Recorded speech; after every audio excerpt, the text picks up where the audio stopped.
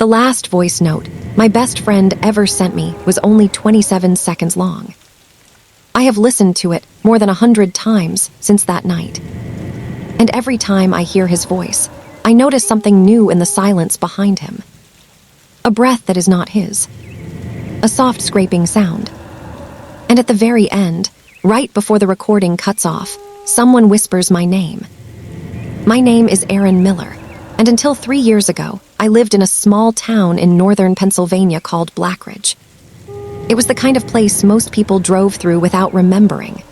One main road, 2 gas stations, a diner that closed at 9, an old church on the hill, and miles of dark pine forest pressing in from every side. People there knew each other's cars before they knew each other's names. News traveled fast. Secrets traveled faster. I worked at a hardware store near the edge of town. Nothing exciting. I opened in the morning, stocked shelves, cut keys, mixed paint, and listened to old men argue about snow tires and fishing spots.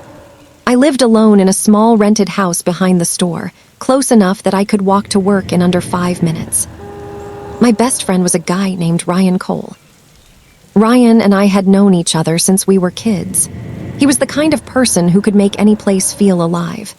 He laughed too loud, drove too fast, and always acted like life was something he could outrun if he kept moving. But that year, Ryan had changed. At first, it was small things. He stopped coming by after work. He stopped answering calls. He would send short texts at strange hours, usually after midnight. Sometimes they were normal. Sometimes they made no sense. One night, he texted me, "Do you remember the sound in the motel?" I stared at the message for a long time. There was only one motel he could have meant. The Pine Hollow Motel. It sat about 8 miles outside Blackridge, just off Route 19, where the road bent toward the forest and the streetlights ended. When we were teenagers, people dared each other to go there after dark. It had been closed since the late 1990s, after the owner disappeared and the place was left to rot. The sign was still there, hanging crooked above the parking lot. Pine Hollow Motel. Under it, in faded red letters, it still said vacancy, even though nobody had stayed there in decades. Ryan and I had gone there, once when we were 17. We were stupid, bored, and trying to impress 2 girls from school. We climbed through a broken office window and walked down the row of rooms with flashlights. Most of the doors were open. The beds were stained with rainwater. The walls were covered in mold. There were old calendars, cracked mirrors, dead insects in the sinks, and carpet that made a wet sound under our shoes. But the thing I remembered most was the sound. It came from room 9. A soft tapping from inside the wall. Not loud, not fast. Just 3 taps. Then silence. Then 3 taps again. Ryan had laughed at first. He put his ear to the wall and said maybe it was a raccoon. Then something tapped back from the other side, right where his head was. We ran out and never went back. At least, I thought we never went back. When Ryan texted me about the sound, I called him right away. He did not answer. The next morning, he showed up at the hardware store just before closing. I still remember how he looked standing in aisle 3, under the flickering fluorescent light. His jacket was wet, even though it had not rained that day. His eyes were red. He looked like he had not slept in a week. I asked him what was going on. He looked around the store like he expected someone to be hiding behind the shelves. Then he leaned close and said, "I heard it again." I tried to laugh it off. I told him we were kids back then. I told him old buildings make sounds. Pipes knock, wood shifts, animals get trapped. Ryan shook his head. "No," he said, "it knows rhythm." That sentence stayed with me. It knows rhythm. I asked him what he meant, but he would not explain. He just said he had been driving past the Pine Hollow Motel a few nights earlier because he could not sleep. He pulled into the parking lot for some reason he could not explain. He said the place looked different. Not repaired. Not open. Just different. He said one room had a light on. Room 9. I told him that was impossible. The power had been cut off there for years. Ryan said, "I know." Then he told me something I did not want to hear. He had gone inside. He said he stood outside room 9 and heard tapping from behind the door. 3 taps, pause, 3 taps, pause. Then, after a minute, the tapping changed. It copied the rhythm of his breathing. He said that was when he left. But after that, he started hearing it everywhere. In his apartment wall, under the hood of his truck, inside the dryer at the laundromat. Once, he said, he woke up at 3:12 in the morning because someone was tapping on the inside of his bedroom window. His apartment was on the 2nd floor. I told him he needed sleep. I told him maybe stress was getting to him. I told him I would come over that night, we would order food, watch something dumb, and forget about it. He looked at me with a strange sadness. Then he said, "If I send you something, don't play it alone." I asked him what he meant. He did not answer. He just walked out of the store. That was the last time I saw him in person. 2 nights later, Ryan vanished. It was a Thursday in late October. Cold, windy, almost freezing. The kind of night when the trees scrape against houses and every sound outside feels closer than it should. I got home around 8:30, made coffee, and sat on my couch with the TV on low. At 9:47, my phone buzzed. It was a voice note from Ryan. I remember smiling at first because Ryan never sent voice notes. He hated them. He always said they made people sound like they were leaving evidence. The message had no text with it, just the audio file. 27 seconds. I almost played it right away. Then I remembered what he had said.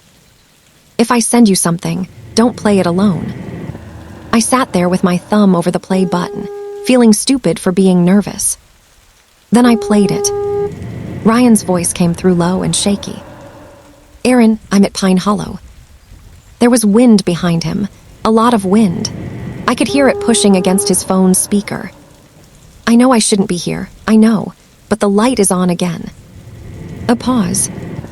Then 3 soft taps. Ryan stopped breathing. The taps came again. 3. Pause. 3. Then Ryan whispered, "It's not in room 9 anymore." The sound changed then. A door creaked somewhere close to him. Ryan said, "It's in the office." Another pause. Then, very quietly, he said, "Someone wrote my name on the guest book." The next sound was not Ryan. It was a whisper behind him. Not loud enough to understand. Ryan breathed hard and said, "If I don't come back, don't come looking for me, and Aaron." His voice broke. "Don't answer if it calls in my voice." The recording crackled. There was a scraping sound. Then Ryan screamed, but only for half a second before the audio cut off. I sat frozen on the couch, my phone in my hand, the TV flickering across the room. For a few seconds, I could not move. Then I called him. It rang once. Then the call connected. I heard breathing. "Ryan," I said. No answer. "Ryan, where are you?" The breathing continued. Then Ryan's voice came through the phone. But it was wrong. It sounded flat, empty, like someone had recorded him and played him back through a wall. "Aaron," it said, "I'm outside." My stomach dropped. I stood up slowly and looked toward my front window. The curtains were half open. Outside, my porch light glowed yellow over the steps. Nobody was there. I whispered, "We're outside." There was silence. Silver. Then 3 taps came through the phone. Come on, boy. Not from the speaker. From my front door. 3 soft taps. I backed away, so fast, I nearly fell over the coffee table. The call ended. I called 911. By the time the police arrived, the tapping had stopped. I told them everything, the voice note, the call, the motel, Ryan. 2 officers drove out to Pine Hollow that night. I wanted to go with them, but they told me to stay home. They found Ryan's truck in the motel parking lot. The driver's door was open.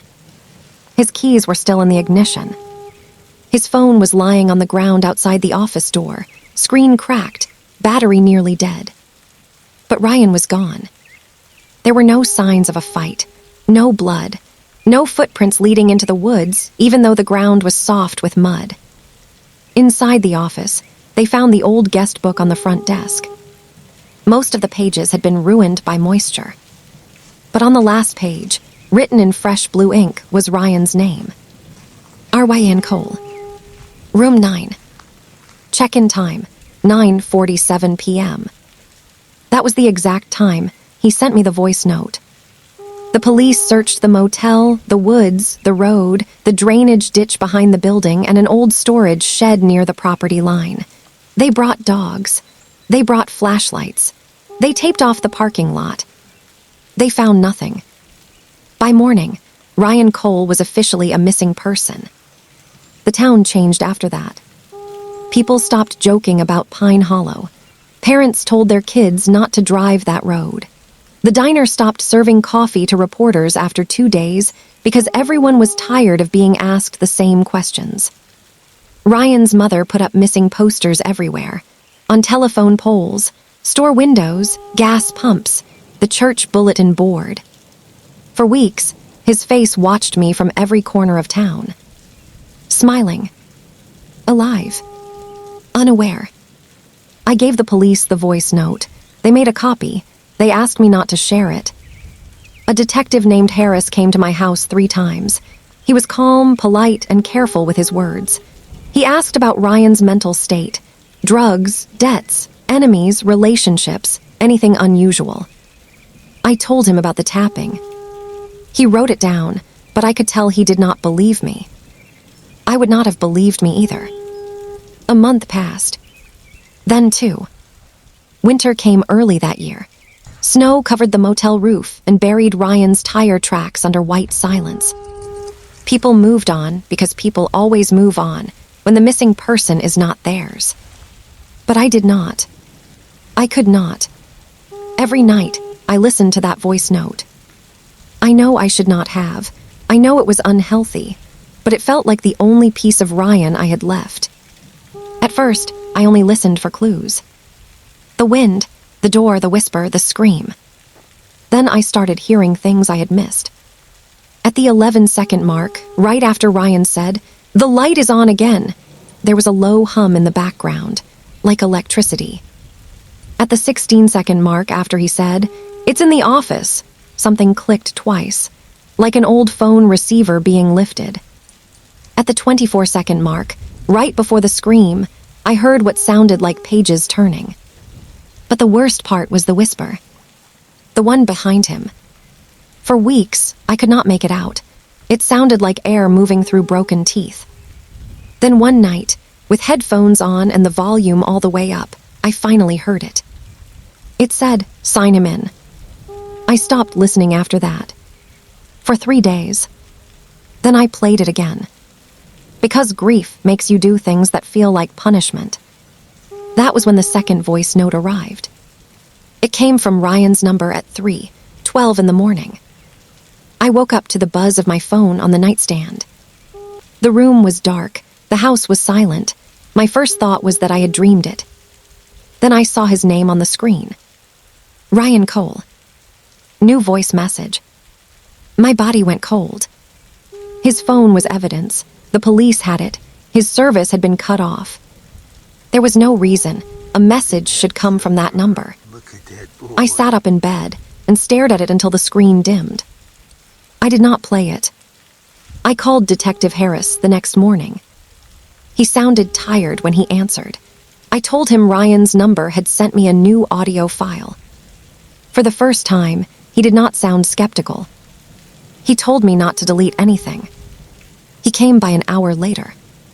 We sat at my kitchen table. He placed his own recorder on the table and asked me to play the message. It was 12 seconds long. At first, there was only static. Then came tapping. 3 taps. Pause. 3 taps. Pause. Then Ryan's voice whispered, "You said you wouldn't come alone." Detective Harris looked up at me. I told him I had never said that. He replayed the message twice. Then he asked if anyone else had access to my phone. I said no. He asked if Ryan had ever used that phrase before. I said no. He asked if I had gone near Pine Hollow since Ryan disappeared. I said no. That was true. At least then it was true. Detective Harris took screenshots, copied the file, and left. Before he stepped out, he turned back and said, "Aaron, do not go out there." I asked him why. He paused too long. Then he said, "Because people who go looking for answers at places like that usually find something worse." That should have been enough to keep me away. But it was not. 3 nights later, I found an envelope in my mailbox. No stamp. No return address. Inside was a photograph. It was old and faded, taken at the Pine Hollow Motel sometime in the 1980s. The sign looked new. The parking lot was full of cars. A man in a brown suit stood outside the office, smiling beside a woman and 2 children. On the back, someone had written one sentence. "He checks in the ONES who listen." I turned the photo over again and looked closer. In the office window behind the smiling family, there was a face. Not clear. Not sharp. Just pale skin, dark eyes, and a mouth open too wide. I brought the photo to the police station. Detective Harris was not there. The officer at the desk took my name and told me someone would call. Nobody did. That night, I dreamed of the motel. I was standing in the parking lot, barefoot in the snow. All the room doors were closed. The neon vacancy sign flickered red above me. From inside the office, I heard Ryan. He was crying. He kept saying, "I didn't know it was still open." Then the office door opened by itself. I woke up with my phone ringing. It was 3:12 again. Ryan's name filled the screen. I did not answer. The ringing stopped. A second later, a new voice note appeared. This one was 9 seconds long. I played it with shaking hands. A phone rang in the recording. Not my phone. An old desk phone. 1 ring. 2 rings. 3 rings. Then someone picked up. A man's voice said, "Pine Hollow Motel, 1 room left." Then the line went dead. I did not sleep after that. The next morning, I searched everything I could find about Pine Hollow. Old newspaper archives, county records, Facebook groups, obituaries, anything. The motel had opened in 1964. It was owned by a man named Walter Griggs, the same man from the photograph. For years, it was just a normal roadside motel. Truckers, hunters, families on summer trips, cheap rooms, bad coffee, a flickering sign by the road. Then, in 1989, strange complaints started appearing in old police logs. Guests reported hearing knocking inside the walls, phones ringing in empty rooms, voices coming through disconnected lines. Several people left in the middle of the night and refused refunds. One man claimed the office clerk called his room using his dead wife's voice. A year later, Walter Griggs disappeared. According to the local paper, he was last seen locking the office after midnight. His car was still there the next morning. His keys were on the counter. The guest book was open. The final entry was his own name. WLTR GRGGS. Room 9. Silver. Check-in time, 3:12 a.m. After that, the motel closed. Nobody bought it. Nobody tore it down. It just stayed there, sinking into the pines. I read the article 3 times. Then I noticed something that made the room feel smaller. Walter Griggs had disappeared on October 29th. Ryan disappeared on October 29th. Same date. Same motel. Same room. That evening, Detective Harris called me. His voice was low. He asked me where I got the photograph. I told him. He asked if I showed anyone else. I said no. He told me to lock my doors and stay home. I asked what was going on. He said, We found something in the office. My mouth went dry. What? He said, a cassette tape. I waited. He breathed in slowly. It had your name on it. For a few seconds, I could not speak. He told me the tape was old, but the label was new. White sticker, blue ink. Aaron Miller. Room 9. He said they were sending it to the lab. I asked if he listened to it. He did not answer. I asked again. He said, I heard enough. Then the line crackled. For 1 second, I heard tapping. 3 taps. Then Detective Harris said something strange. Aaron, if I call you tonight, don't pick up. The call ended. I tried calling back. It went straight to voicemail. At 11:40 that night, police cars passed my house heading north toward Route 19. No sirens. Just red and blue lights sliding across my walls. I stood by the window and watched them disappear. At 1:03 in the morning, my phone buzzed. This time, it was not Ryan. It was Detective Harris. A voice note. I should have deleted it. I should have turned off my phone, walked outside, and thrown it into the snow. But I played it. The recording was full of static and wind. Detective Harris was breathing hard. He said, Aaron, I'm at the motel. I know I told you not to come. Listen to me. Do not come here. Do not answer the phone. Do not play anything else. In the background, I heard another voice. Ryan. He was calling my name. Detective Harris whispered, that is not him. Then came a sound I will never forget.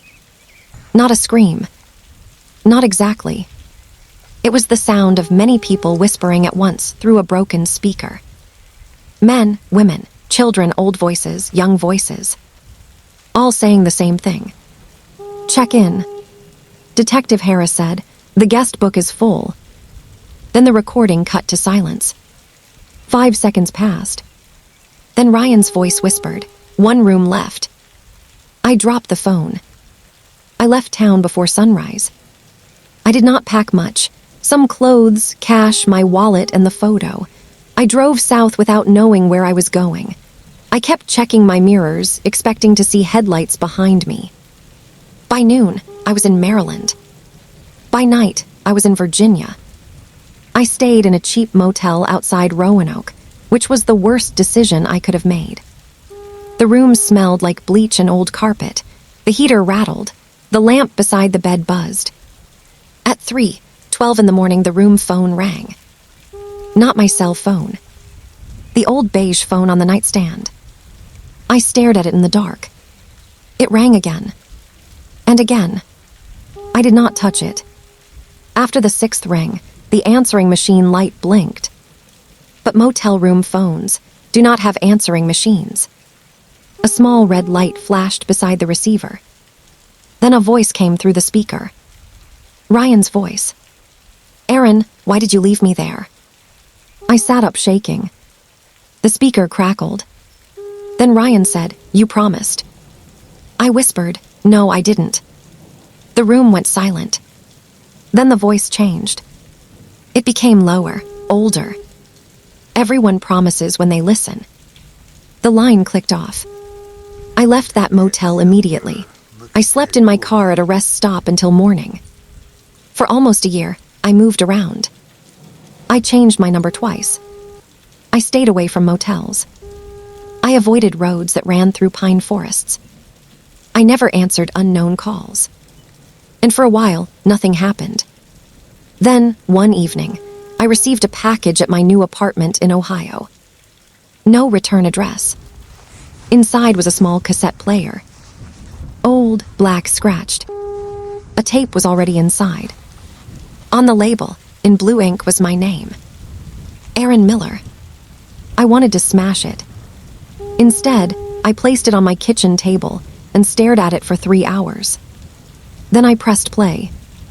For a long time, there was only tape hiss. Then I heard the sound of rain. A door opening. Footsteps on wet carpet. Then my own voice. Not present-day me. Younger me. 17-year-old me. Laughing. I heard Ryan laughing too. It was us at Pine Hollow, the night we went there as teenagers. I had forgotten almost everything we said that night. But the tape had not. Come on, boy. I heard myself say, "Dude, go knock on room 9. Ryan said, "No way." I said, "Come on, what are you scared of?" Then I heard the girls laughing. Footsteps. A door creaking. The tapping started. 3 taps. Ryan laughed nervously. I heard myself say something that made my blood turn cold. If something's in there, it can have Ryan. Everyone laughed. I did not remember saying that. I swear I did not remember. On the tape, the tapping stopped. Then an old man's voice, very close to the recorder, said, "Accepted." I threw the cassette player across the room. It hit the wall and broke open. The tape spilled out like black ribbon. I sat on the floor until morning, shaking, trying to convince myself it was fake. But deep down I knew. It had heard me. All those years ago, in that rotting motel hallway, I had said something stupid, something cruel, something I did not mean. And whatever lived inside, Pine Hollow had treated it like a promise. That was the disturbing truth. Ryan had not been chosen first. He had been named. By me. I tried to go to the police, but what could I say? That a haunted motel had accepted a joke I made when I was 17. That voice notes from missing people were following me across state lines. That my best friend vanished because I dared something in the dark to take him. Nobody would believe me. I barely believed myself. But I could not live with it. So on October 28th, one day before the anniversary, I drove back to Blackridge. The town looked smaller than I remembered. The hardware store had new paint. The diner had a new sign. Ryan's missing posters were gone, except for one old faded paper still stapled to a telephone pole near the church. His face had almost disappeared in the weather. I drove past my old house. Then I drove out to Route 19. The road to Pine Hollow was exactly the same. Dark trees, no houses, no streetlights after the bend. The motel appeared slowly through the fog, like it had been waiting. The sign still hung over the parking lot. Pine Hollow Motel. Vacancy. Only now, the red vacancy light was glowing. I stopped the car at the edge of the lot. My hands were so tight on the wheel that my fingers hurt. Room 9 was dark. The office light was on. Warm yellow light spilled through the dirty front window. I could see the desk inside. I could see the guest book. I could see an old phone sitting beside it. I almost drove away. Then my phone buzzed. No caller ID. A voice note appeared.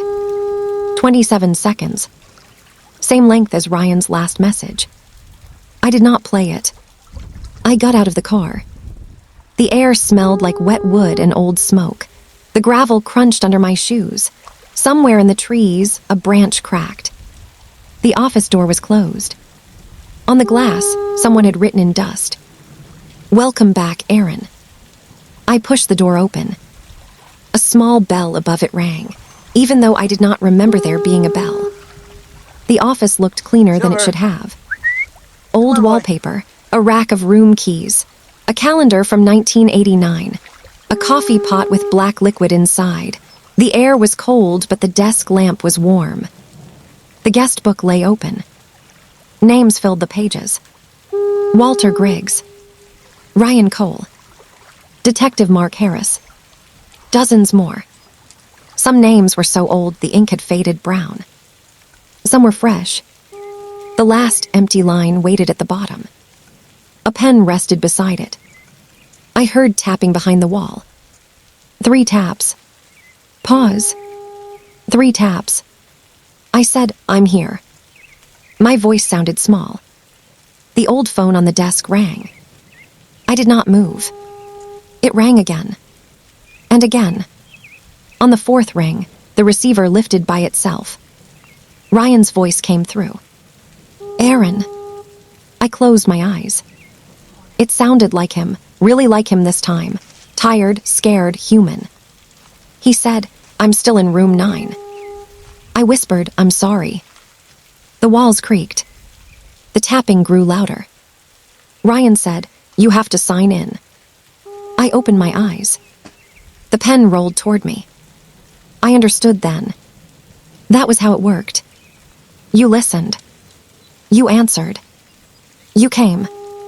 Then you signed. The motel did not kill people in a normal way. It kept them. It checked them in. It held their voices inside its walls, inside tapes, inside phones, inside anything that could record sound. Every voice note was bait. Every final message was a room key. I backed away from the desk. Ryan's voice changed. "Aaron, please." Then Detective Harris spoke through the receiver. "Don't do it." Then a woman. Then a child. Then dozens of voices, overlapping. "Check in. Room 9. One room left. You promised." The office door slammed shut behind me. The room keys began swinging on the wall, even though there was no wind. The guest book pages flipped by themselves. The pen lifted off the desk. I ran. I threw myself against the office door, and it opened so suddenly I fell onto the gravel outside. The motel rooms were no longer dark. Every room had a light on. Behind every curtain, I saw shapes standing still, watching. Room 9's door was open. Inside, I saw Ryan. At least I thought I did. He stood in the doorway, wearing the same wet jacket from the last day I saw him. His face was pale. His eyes were dark. He looked sad, not angry. He raised one hand. For a second, I almost went to him. Then my phone started playing the voice note by itself. The one I had refused to open. My own voice came out of the speaker. "Aaron, I'm at Pine Hollow." I froze. It was my voice, but I had not recorded it yet. In the background of the message, I heard wind. The office door. The tapping. Then my own voice said, "If I don't come back, don't come looking for me." I looked toward room 9. Ryan was gone. Something else stood behind the open door. Tall, thin, almost human. It leaned forward from the darkness, and in Ryan's voice it whispered, "Don't answer if it calls in my voice." I ran to my car. The engine did not start the first time. Or the second. The motel lights began shutting off one by one. Room 1. Room 2. Room 3. Each light went dark with a click. Room 8. Then only room 9 remained. The engine finally turned over. As I sped out of the parking lot, my phone flew from the seat and landed on the floor. The voice note was still playing. At the very end, right before the recording cut off, I heard a whisper. Not Ryan. Not Detective Harris. Not the old man. My own voice. Whispering my own name. I drove until the sun came up. I never went back to Blackridge. That was 3 years ago. I live under a different name now. I do not use voice messages. I do not answer unknown numbers. I do not stay in motels. I do not joke about places that feel wrong. But last night, something happened. I was recording this story for the first time, trying to finally tell the truth, when my phone lit up beside me. No caller ID. New voice note. I stared at it for a long time. Then I saw the length. 27 seconds. I have not played it. But sometimes, when the room is quiet, I swear I can hear tapping coming from inside my phone. 3 taps. Pause. 3 taps. And now I need to ask you something. If your best friend sent one last voice note before vanishing, and at the end of it, you heard your own name whispered in the dark, would you play the next message?